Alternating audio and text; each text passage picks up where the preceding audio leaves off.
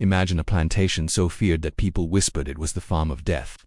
At its center stood Arthur Hodge, a man whose cruelty shook even the most hardened hearts of his time.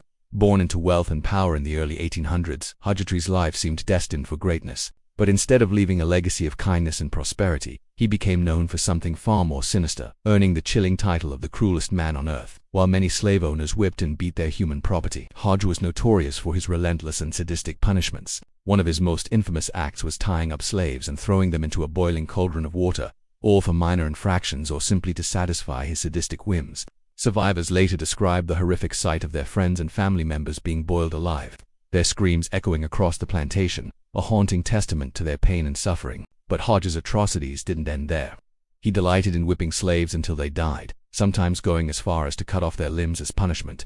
His estate became known as a place where death was a daily occurrence, not from hard work or illness, but from the deliberate and inhumane actions of their owner. As you might imagine, living under such a tyrannical regime was a fate worse than death. Slaves on Hodge's plantation lived in a constant state of terror, never knowing when they would face his wrath.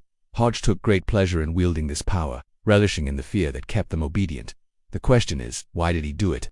What drove him to such extreme acts of violence and cruelty? Historians suggest that Hodge's sadism stemmed from a combination of factors. For one, slavery itself created a system where power and profit were derived from the suffering of others.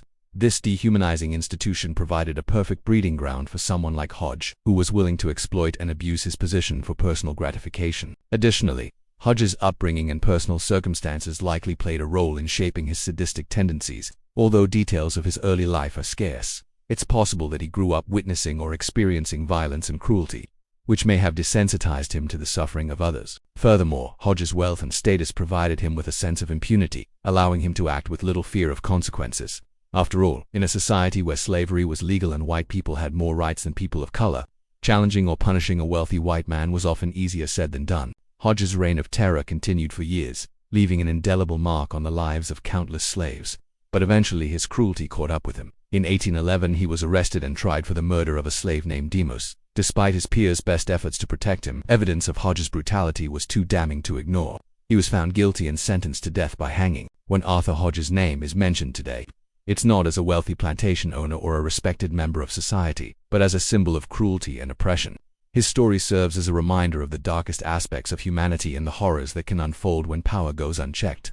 The story of Arthur Hodge may be a part of history, but the lessons it holds are timeless. It teaches us that no matter how powerful or privileged we may be, we must always remain accountable for our actions, and that cruelty and oppression, regardless of how ingrained in society, should never be accepted or tolerated.